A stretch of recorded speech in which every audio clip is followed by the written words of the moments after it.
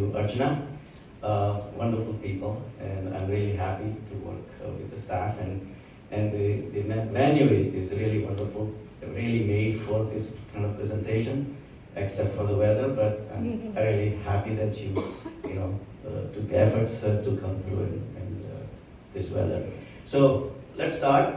So my name is Dr. Sunil Shah. Some of you and many of you might know is I have practiced internal medicine for 37 years in Bloomfield. And since then, I retired for last 4 or 5 years. And life has been wonderful. The retirement has been wonderful. And the book that I decided to write was about my incidents that I had and encounters with my patients. And the encounters and interactions were so live and so enjoyable that I really felt that if I don't write this and present to the world, something is not right. So I started writing all these things, all the incidents and all that. And before I know, it just became a book. And this is where I'm taking my chance and opportunity to share with the world. So let's begin. So the practical spiritual life, the name itself just sprang from my within because it combines the spirituality and practicality. And normally, if you talk to someone about spirituality, they would say, it's up in the air, I don't need it. Why do I need it? My life is going on. And to practical life itself can go on. You can live your life without being spiritual. So, and I was no different than everybody else. I grew up in a decent family, came from India, very cultured family, educated, came here, and I was a physician, and I started practicing, and with all this background, and with tons of spiritual advice from India, which is rife with so many religions, like everywhere here, and a lot of instructions were given in, and then I had digested, and I said, okay, I know all these things, I really don't need spirituality or religion or anything, as long as you are a nice person, you talk to everyone nicely, you don't want to cheat anyone, you don't want to hurt anyone, and being a Jain, which is a religion, believes in non-violence, that yeah, I don't want to hurt somebody's life, that's it. So that was my exposure to all these things, and my conclusion was that I don't need anything else.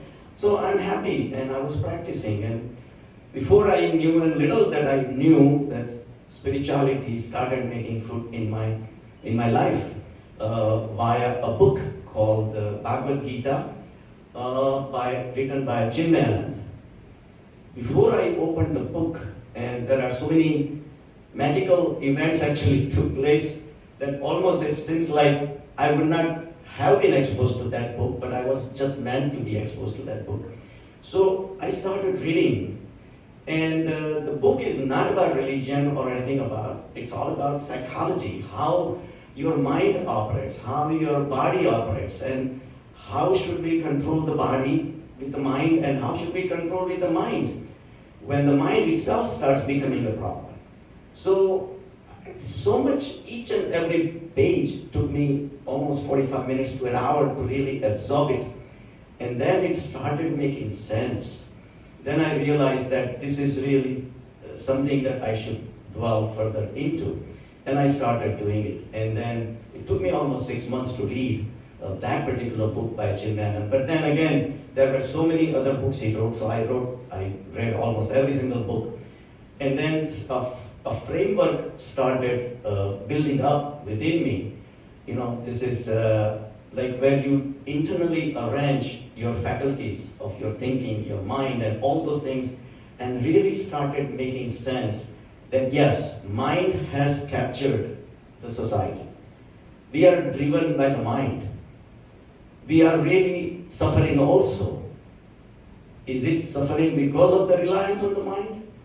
Let's say, like if you have a problem with your body, you take to the doctor and get it fixed. Between the body and the mind is smarter, sharper.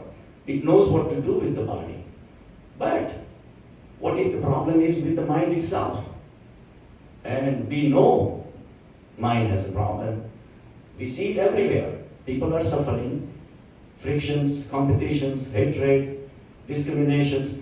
The society is rife with all these problems, and they're all driven by the mind. So what if we want to have a clear world? Forget about clear world. How about clear you, the purity of yourself? How do you do that? So the only way you can see that there is a distance between a mind and a body. Mind controls the body, two being separate entities. So there has to be another entity which is superior to the mind. And I had no idea at that time. So I kept reading and reading and reading until it kind of started taking a root within me. That yes, there is something that is beyond the mind. And that is your spiritual self. We walk around with our body and the mind. To me, both are material. Physical body, of course, is matter, made out of all these structural molecules and atoms and subatomic particles and all those kind of things. But then what is mind? Mind is not something you can dissect and open up your body and say, oh, this is mind. No, it's not there. So you can't really see the mind, but it's there. We all know that. So the question was, is mind material or is it spiritual? The answer is can be both. If you fill it up with material objects, people, situations, day-to-day experiences, memories, fantasies, all those things fill up your mind, then mind is material. And that mind, which is material, is what creates the problem. So the spiritual portion of our body remains hidden within. And this is where the quest should lead us to find out, and that's where I started consolidating my journey from the mind to transcend the mind into the spiritual zone, that we can call it a soul or godliness or whatever you call it, doesn't matter. It is unnameable, but it's there. That's for sure. So I started my journey almost like 2001, and here I am talking about my experiences, and not only my experiences, but my experiences with the patients, where actually I brought those concepts, not concepts for them, but it was the truth for me, and how it really changed and transformed their life along with my own life. So practical spiritual life does not seem anymore a contradictory statement anymore. It's not a spirituality and practicality. In fact, it becomes only single truth, that how can a life exist without spirituality?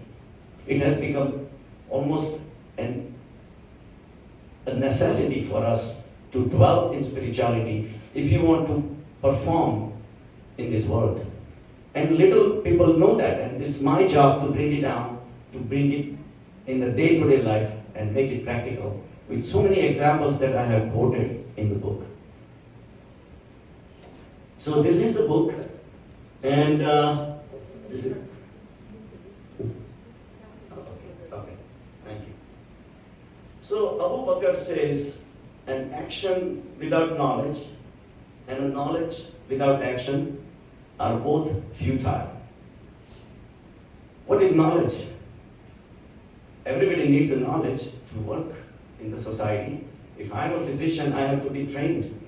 I have to gather knowledge to practice. Otherwise, I'm not a doctor. Same thing with any profession, whether you are delivering letters, postal carriers, or any job, engineering, technology, anything, you have to be trained. So that builds up the knowledge within you so that you can act as a physician, as a letter carrier, or an IT, whatever profession you choose, you need to be trained first. So that is the knowledge. But if you are acting in that capacity without the knowledge, obviously it would be a disaster. If I don't pass the medical college, and if I don't have a medical degree, and if I don't keep up with the latest happenings in the medical field, I cannot operate as a physician. So it becomes almost a necessity. Without knowledge, you cannot act in the world. But the question is this all the life is about? Is the life is about getting born, getting trained in your whatever profession you choose, you collect money, support your family, spend time with your friends, children, relatives, and then when time comes, you leave. Is this all the life is about? No. There is a different knowledge that is needed here. For example, we never really ask ourselves, where is the life? What is the life? We all are living life, but we don't know what life is. What made us get born? What will happen when we're gonna die? Where are all these things happening? What is the samsara? Samsara is anything that moves is samsara in Sanskrit. Who is operating all these things? So a lot of questions are there, but we don't have answers. And ultimately, all the answers I realized and I found out that can be found in your own within. You don't have to go anywhere, you don't have to ask anyone. You might need guidance, like the scriptures guided me in pointing in the right direction, but the journey, you have to take it yourself. And at that end of that spiritual quest, you will find your own spiritual self. It's not outside, it's not anywhere else, it's all within you. Because not that it is within you, we are all are within it, whatever you call it. So by reaching to your ultimate inner state, you realize that inner state is infinite consciousness. So that knowledge is badly needed to relieve the sufferings because of the mind. So that was my journey heading in that direction. So the knowledge ultimately you do get at the end of your journey, when there's no end, actually always an ongoing journey, but when you start realizing that there is something beyond, that is the ultimate knowledge. That is the knowledge of all the knowledges. Once you have this knowledge, all the other knowledges become, I wouldn't say meaningless, they still remain meaningful from the society point of view, but in your life, that is the highest knowledge anyone can have. Because that solves a lot of questions. It does not get you all the answers. Don't get me wrong. You will have no answers. But what will happen is the questioner will disappear. And that's the magic of spiritual journey. I'm not promising anything, but it all depends upon your journey and how you reach there. So it's very individualized. There is no path that I can say, okay, go here and that's it. But I did my best to reach to that, understand the intricacies, how the mind operates, how mind can be controlled, and how the sufferings can be avoided. That was my major goal. Why? Because I was a doctor. People came to me with their sufferings. Buddha always said, I am the doctor of sufferings. He didn't go to med school, but this was his specialization.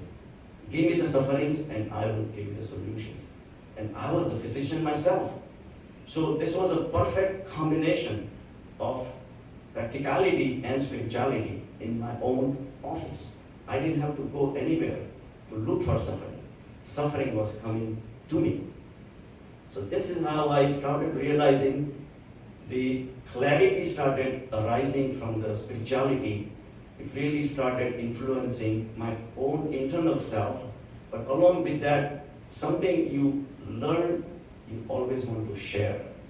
Only then the knowledge becomes meaningful and practical.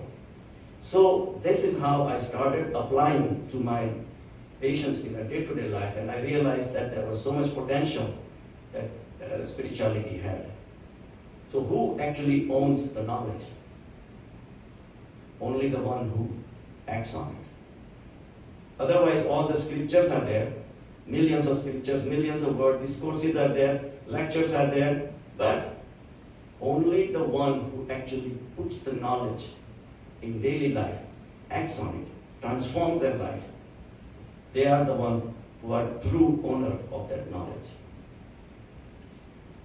So my situation was, now here I was after reading so many books on the Eastern Front, and realizing the wisdom which was filled in it. And here I was, a scientist. I was a science student. I was a medical student. And then I'm practicing medicine.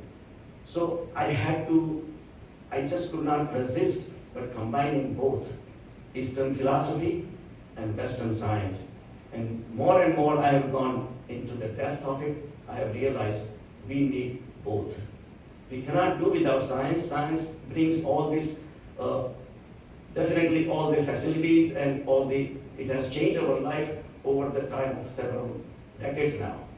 And at the same time, it also has brought us to the wars and all the discriminations. The knowledge has created egos in people's head, and egos fight, frictions. All these things are happening, and we see a living hell, the way we describe. And every time you open up the news, and there is some news out there that's totally not compatible with your true self.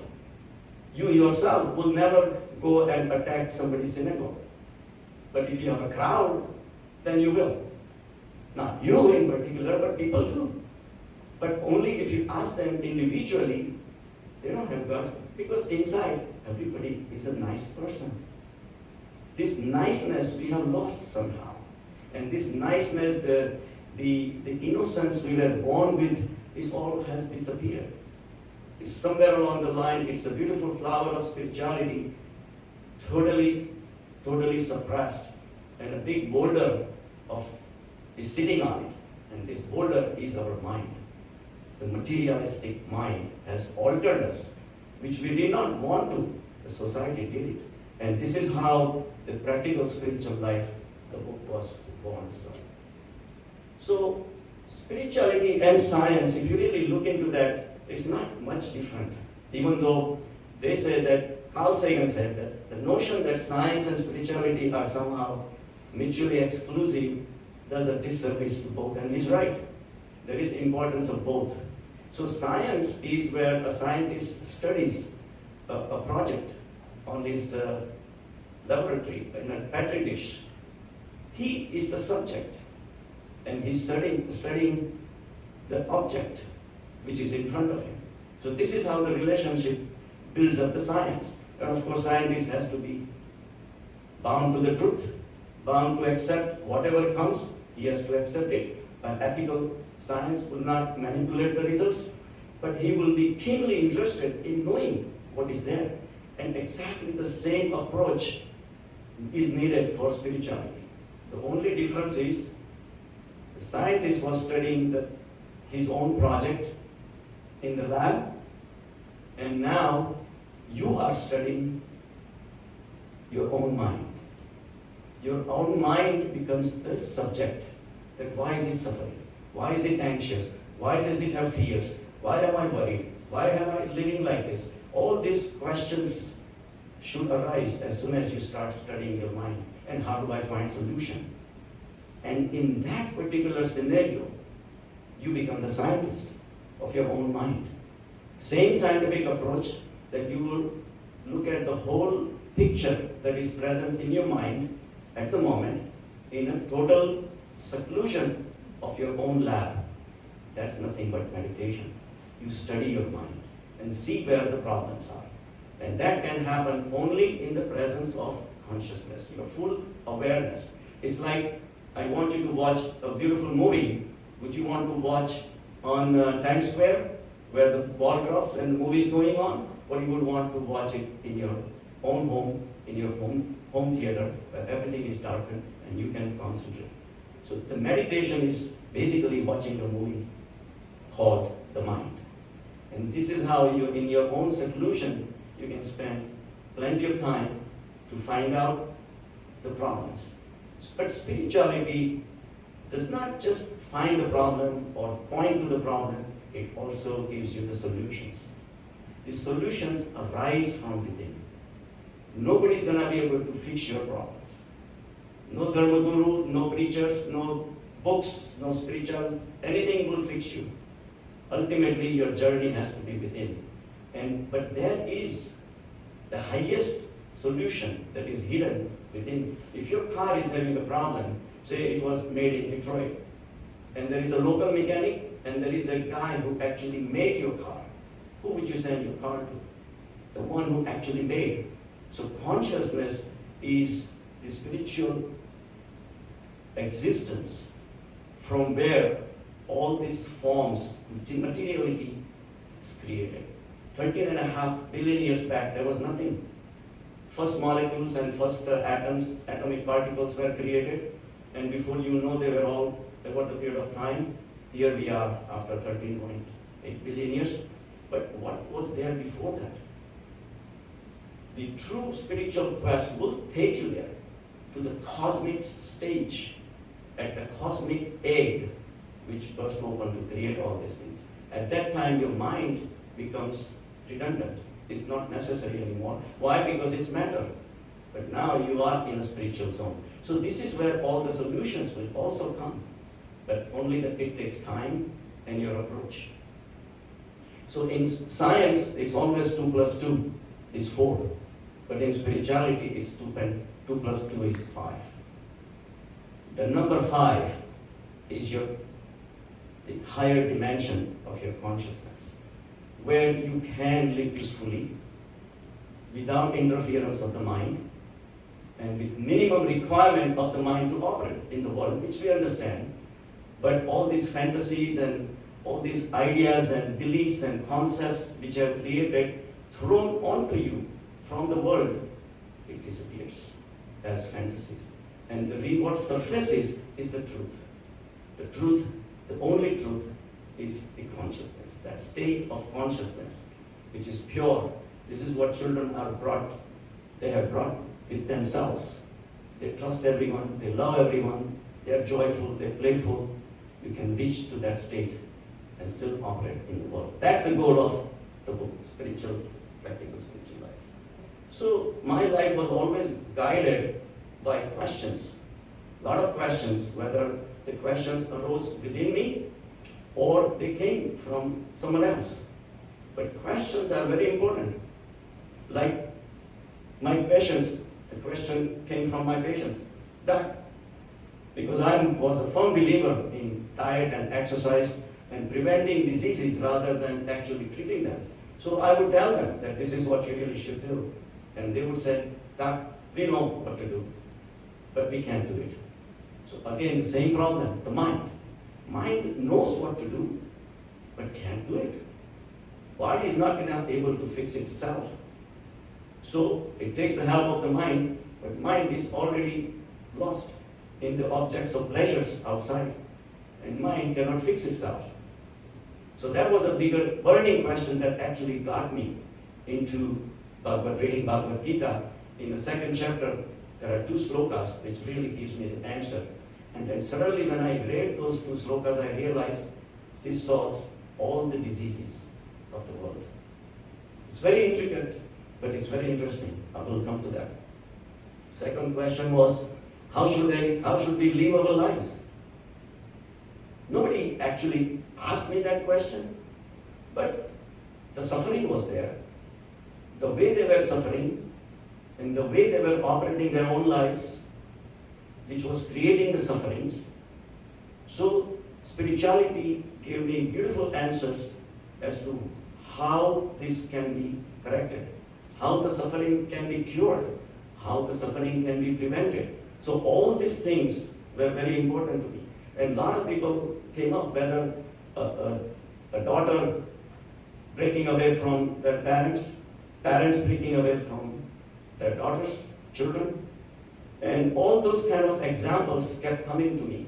And I said, this is where spirituality can really help to rise above the mind and find the solutions. And that's where I started applying. Third was, why am I suffering? Again, the same thing. Nobody knew. The problem is that we live our own life. We wake up in the morning, open up the news channels and social medias, and we are surrounded by all this news which bothers us, but we just can't stop it. And we keep on living in a world which looks like beyond our control.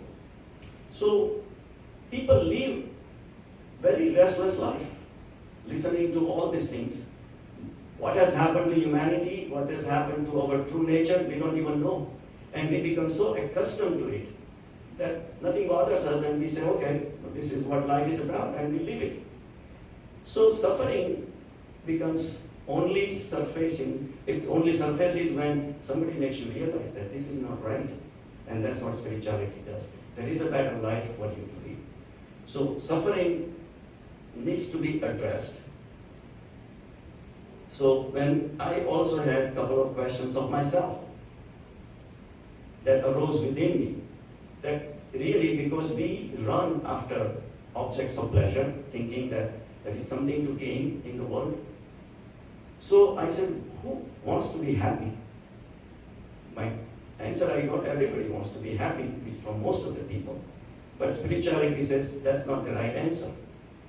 And I will discuss about that also. Next was, who am I? Everybody you ask, they will say, oh, this is me. But that also is not the right answer from the spiritual point of view, which again we'll talk. And the last question that I'm going to address is, what should we eat every day? And that's fundamental. Food is the main topic of discussion for everyone. What should we eat? So definitely, when we used to have a medical representatives coming to my practice, the first thing you'll say, oh, and because they are bound to say that oh, if the diet and exercise fails, then you take this medication. So as if that is, the diet and exercise doesn't mean anything. So I transform myself in preventing diseases. After having a heart attack in 2001, I woke up. I said, no, this is not the way to live life. And it's another story how I got inspired by a lion who wants to live his independent life in a jungle, where we live a dependent life from the world. Everybody manufactures food for us. We don't grow our own food, no physical exercise. I got into exercise and marathons and started climbing mountains, lost a lot of weight, reversed everything. And here I am after 25 years, no problem, doing the same thing for the last so many years. So life can change. So I wanted to share with those people also who are asking me, what should we eat? Which will come to that. So questions are not just questions, but it also requires some contemplations. So if somebody asks me what should we eat, I will say, okay, eat this. But if you don't, the most important part in between is contemplation. In Sanskrit they call Shravan, Manan and Acharan. Shravan is you gather information first, not just listening to me. I'm not enough. Internet is wide open. Books are there, so much information. Google is there, everything is available. Go get it. But all of that comes under one category, Shravan. You gathered it. And if you think that, oh, it makes sense, because I left this doctor's room, and then what he said must be good because I trust you. No. You did not change yourself. You did not transform yourself. Do contemplation. Contemplate on it. And go deeply. Look at the positive side, negative sides, everything. So you are now applying your consciousness into the subject. What is in front of you? Where is the problem? So involving your own consciousness, then you get convinced, and consciousness will guide you, believe me. And then the decision that you will take and change your actions, it will be your actions, not because I say it or because of the Google says that. So all this transformation has to take place, and meditation plays a major role in this, because the meditation is not just sitting and then listening to some thought, looking at the thoughts and do nothing and this and that and get up 20 minutes later. No. You are fully involved into the burning problem that is in front of your eyes. That why do I have this? Why do I have diabetes? Why do I have heart disease? Why can I lose weight? What food can I eat? How can I change from unhealthy? All those things you can do, take one by one. And this is what I call contemplative meditation. It's normal meditation, people do 15, 20 minutes. But contemplative, sometimes I sit and used to sit for an hour, 2 hours, no problem. But this answer always comes from within. So one question we say that patients ask me, say, we know what to do, but we can't do it. So I came across this beautiful shloka from Gita and chapter 2nd, 62nd and 63rd shloka. I'll just give you briefly summarize so that that's basically contemplating on an object of pleasure one develops attachment, desire, anger, clouding of judgment, and loss of intellect, and finally, destruction. So, if you just have a little bit attention to an object of pleasure, say you are driving on a road, I have to focus on what I'm driving into the road, and you may be next to me and suddenly you see a commercial by some famous ice cream or whatever. You go home and it's now mulling in your mind. I want to get it because it says so. So commercial is starting playing role on you. And then you go home and then go and buy it and then you enjoy it. Then you share with your family. But more than anything, you keep loving it. Then your trips to the supermarket keeps going more often and more often and more often. And then before you know, your cholesterol is high, your sugar is high. Now these are the real problems I was facing. And because people were a lot of diabetes and heart disease and all that obesity in my practice. So I had to get to the root. And these two slokas gave me the root. And it said that, okay, so now you are attached to this. Now even if people who are well-wishers, your spouse, your doctor, your friends, they tell you, give it up, give it up, give it up. They can't give it up. Now you're dancing at the tune of that object, whatever you are consuming. And then you start losing intellect. Intellect is wisdom. Wisdom to decide, discriminative wisdom, what is right and what is wrong. You are caught into that object of pleasure. Once you lose the intellect, your destruction is certain. And that's what happens, that's what Gita explains.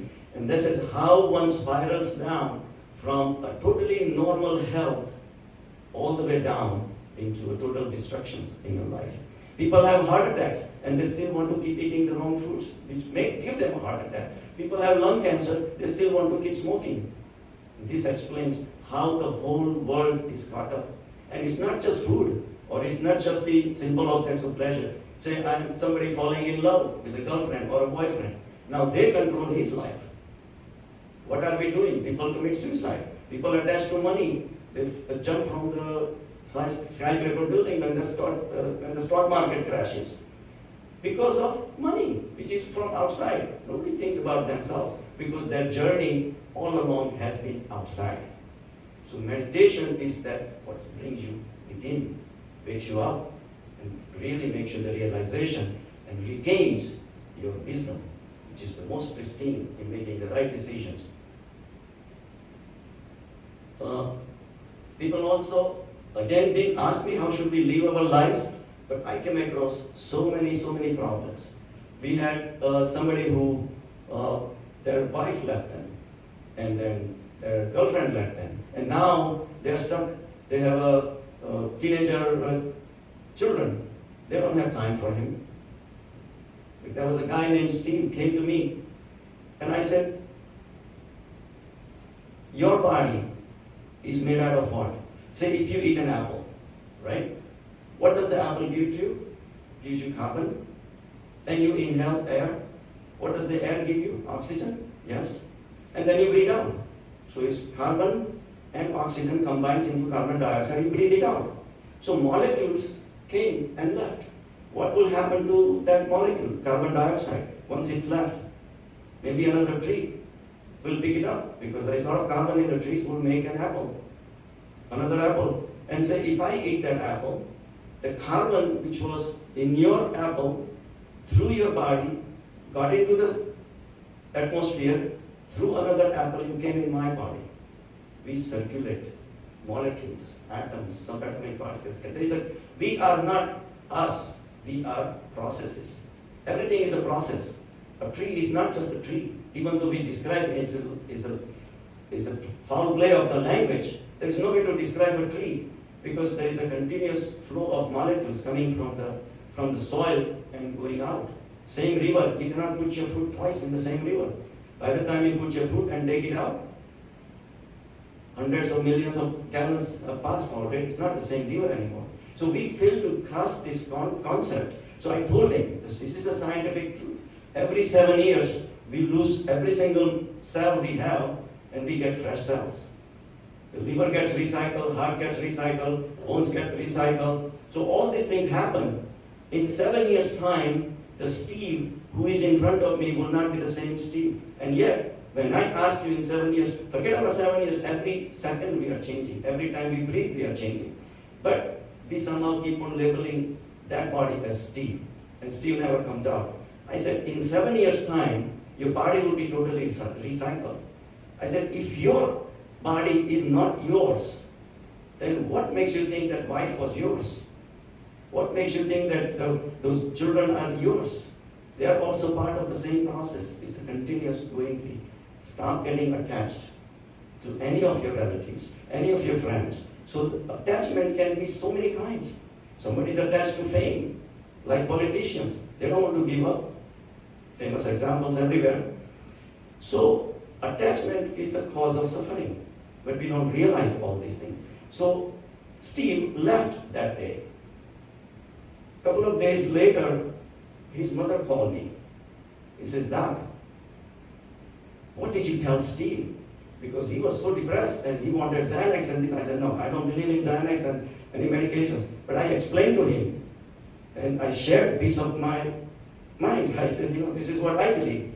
He says, Doc, he has changed. Now he feels so secure and so free. He is living a different life. He forgot about all this, what he has lost. But he's now synchronizing with his present life. So this is the power of spirituality. And all these examples I have portrayed them. And the next question was, again, I would throw the patients, the same thing, who am I? And that's what the sequence that I used was also that, okay, if I show you a pen, are you a pen? No, because pen is pen and I am me. So you are the subject, pen is an object. Can you see your body? He says, yeah. Toes, legs, feet, yes.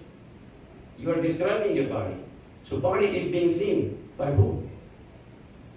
Most of the time people fumble. And then somebody say, okay, my mind is looking at my body. So you are the mind. You cannot be the body. Pen cannot describe itself. Body cannot describe itself. So you must be the mind. So that's when I will take them up to and then teach them meditation. That even mind is not you. You are someone else. Somewhat much bigger, much better, and much more pure and enjoyable in life. So this was my approach to them, which again I have described. I also have described so many detailed path I have taken in meditation to reach there. And the last one was, what should we eat every day? This was the burning question for most of the people. If I have a choice, I can spend several hours on the whole food plant-based diet. I'm a president of a vegan society, and I have given a lot of talks on plant-based diet. And but it will be out of space for this particular lecture. But from the spiritual angle, I can say the Gita also has an answer that offer me with devotion a leaf, a flower, a fruit, or even water. Bhagavad Gita says, this is just Krishna says, in his highest state of consciousness, that these are the things I need, nothing more and nothing less. So, if there is a clear-cut indication towards the whole food plant-based diet, avoiding animal foods, which are very injurious to your health, because all the animal foods are high in cholesterol. For that, you might have to listen to my separate talk, which is on YouTube available. But all animals are made out of cholesterol, believe it or not. Even I didn't know. Physicians are never trained in nutrition, believe it or not, which should be the cornerstone of preventing a disease. But Western medicine is exactly what it is, medicine. Treat a disease. Bring me a disease, and I'll treat. So unfortunately, the Eastern's philosophy comes that prevent the disease first. So this is where actually took me to Dr. Google, and I asked myself, I was so desperate to find out what cholesterol is. And then it said, it is a sterol, it's a fatty molecule which makes the cell wall of every single animal cell. So all the animal cells are made out of cholesterol. So if you eat animal or animal products, milk, cheese, butter, yogurt, everything is cholesterol. So if your cholesterol is high, what do? Don't eat cholesterol first. And that's exactly what happened to one of my patients.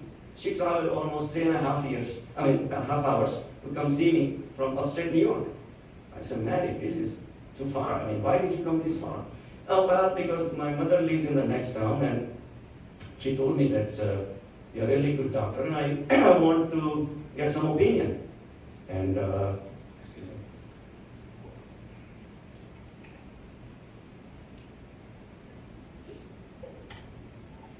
So I said, I'm not going to tell you what to eat and what not to eat. I'll just ask you one question. And I did ask her. And this question I have asked to thousands of people. 98% of the people don't have an answer. I would say 99. She was correct. So I asked her, I said, if you want to catch something and it runs away, what would you do? Most of the people said, we'll run after it. But she didn't say that. She smiled. She says, I will eat the plants and let the animals run. Animals have legs. Why are we holding on to them? Why are we forcing ourselves onto this beautiful earth and causing astronomical cruelty, astronomical damage to the atmosphere, environment, innocent animals in the rainforest which are being destroyed every second as we speak? So why? So she decided at that point that she will go vegan. And she did. At that time, the word vegan was more popular than whole food plant-based diet now. So in 6 weeks, she was a very hard-headed girl. In 6 weeks, she texted me that thanks for your wisdom, my cholesterol dropped 105 points from 173 bad cholesterol to 68. No medication. Because she stopped eating all animal products. So these kind of miracles, almost I would say, these diseases are preventable. If you really think about it, that animals have legs. They want to save their own life. Why are we forcing ourselves just to maintain our life when we can maintain without animal foods? I've been on a plant-based diet for 25 years now. And ran 6 marathons, climb all the mountains and all these things. And so many athletes are now also going on a plant-based diet. It makes you lean, mean, brings your diseases down, prevents all the diseases, and makes you heart attack free, like me. So there are other cases, other interesting talks I had discussed with my patients. There was one South Indian girl came to see me, and her cholesterol was high. And I discussed with her what are the disadvantages of animal foods, but she was luckily vegetarian, but still consuming dairy products. So I talked to her and also told them what kind of atrocities are being done on the cows. And one of them was, that also bothered me, was one of the times when I was in meditation. I was in a very deep state. I had gone beyond the body and the mind and totally synchronized with the consciousness. In that, again, as I said, the consciousness sends you the signal. At the body level, we are all different. At mind level, we are very different. But at the consciousness level, which is spirit, we are all the same. There is no difference between my soul and a cow's soul. So we are connected, whether we know it or not. But artificial insemination is what bothered me the most in that particular moment. That artificial insemination, in the old days, the cows used to get pregnant on their own, and then farmer will be happy, and the calf will be born, and the milk will flow. Fine. But nowadays, nobody waits. There are hundreds of cows lined up, and veterinarian comes and makes them pregnant overnight. Nobody asks the cow whether they want to. There is no spontaneous reaction there. It's all artificially induced. And that bothered me in that meditation, that if my mother, my wife, or my daughter will be subjected to any of these things, what will happen in the human society? A pregnancy without consent, you go to jail. So that day I got up and cried. I said, this is not right. So that day, all harmony came within me. The soul said, don't eat. Mind says, mind has to listen to the soul. The soul becomes supreme, and mind becomes a slave at that point. And of course, the body has to follow, and it did. So that made me spiritual vegan. So I was just describing, maybe not in too much detail, but in some detail, I described to this girl, the South Indian girl, and suddenly she started crying. I said, what happened? I'm sorry, is it bothering you too much? The husband says, no, no, no, Dr. Shah, what you're saying is correct, but she just had a baby girl. And she herself, the mother, loves a glass of milk every night. She has to have it. And she's crying because I said she has never seen, all this kind of explanation before. And she said, Doc, I'm going to give up the milk. And she did. But then she moved out of state and she wrote me a text message a couple of months later. She said, sorry, Dr. Shah, we had to leave you, but because we are in a different state now. But Doc, you made me cry that day. But it was a cry of joy. It made me realize, and I had never seen anybody who would be respecting females, even female animals, to that extent that I saw it in the talk that she had. And since then, she has really given all this baby products. So there are a lot of success stories that really brought the great results in my practice, and that's what I have tried to illustrate all of them as much as possible. So I'm gonna call it off at this point and leave it open for questions. If not, then I would like to do some 5 minutes meditation. Would that be good? Okay. So close your eyes and be comfortable. Sit up as much as possible. If you don't have to lean, don't lean. But lean, it's okay. We're going to chant Aum. A represents the outside world. U is an intermediate state. And Ma is not a word, but vibration going within. I'll chant it 3 times, and you can chant with me.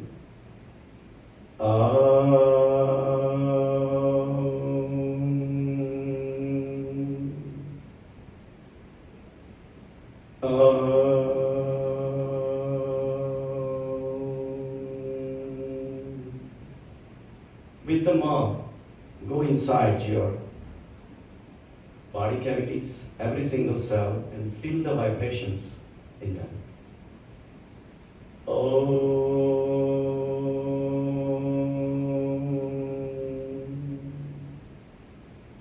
Stay within. Stay in silence. Be aware of the surroundings. Whatever noises are coming, let them go. The world is operating on its own without your interference. You are here, and the world doesn't care. The world still goes on by itself without your involvement. The world does not need you as much as you thought it needs you, and you also don't need the world as much as you thought you needed. So be aware of surroundings and let them go. Be aware of your body frame now. Be aware where your feet are, where your hands are, how your body is, how your head, neck, fingers, toes. Just scan them.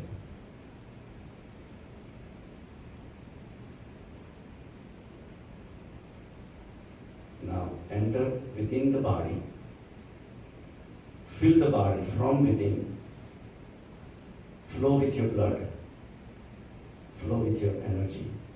Freely. Travel everywhere. Go touch your toes.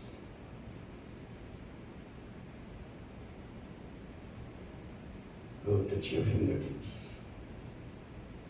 Circulate. Touch your eyes, ears, all from within. Fill the emptiness of your cavities, abdominal cavities, chest cavity. Just remain aware.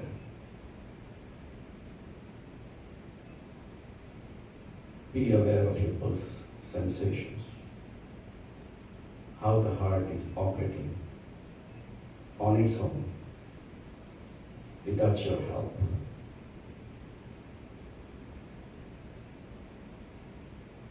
Feel the pulse, feel the blood going all over the body. There is vitality in your body, which is provided by the higher consciousness. And it's operating, makes you breathe, makes your heart beat. The higher self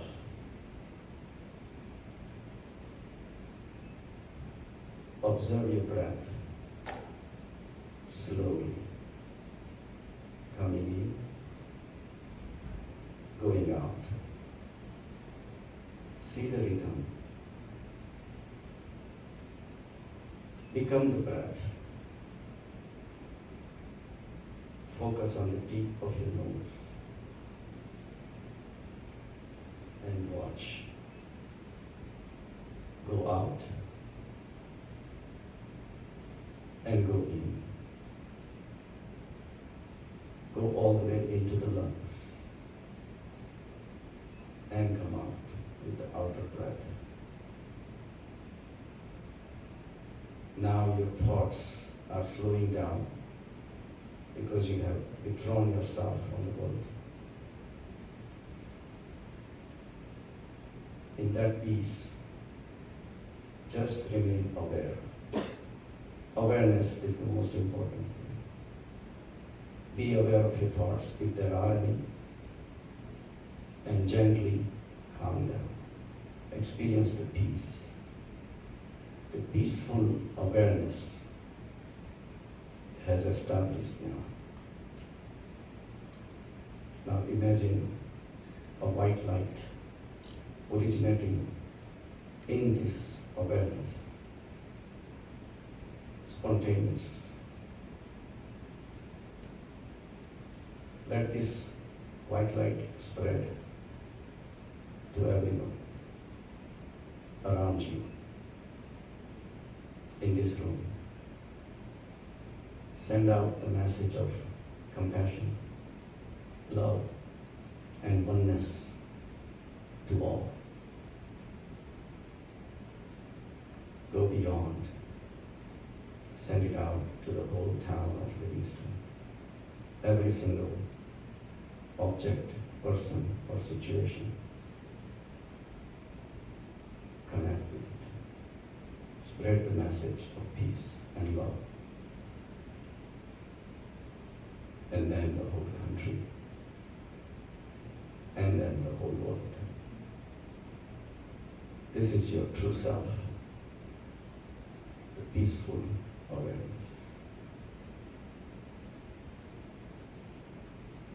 Bathe in this white light, beautiful light, the light of peace, friendship, and compassion.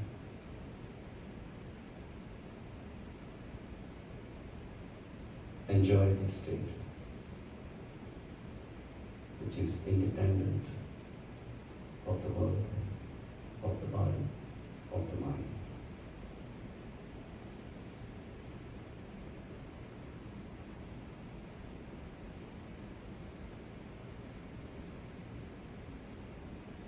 Slowly starts coming down. Start being aware of your body fluid, surroundings, and gradually come up. Rub your palms, rub your face, rotate your head, and rotate your shoulders, keeping your eyes closed. Open and close your eyes slowly, and welcome back. So much for today. Thank you for listening to me and bringing all this cold weather. I really appreciate it. Thank you.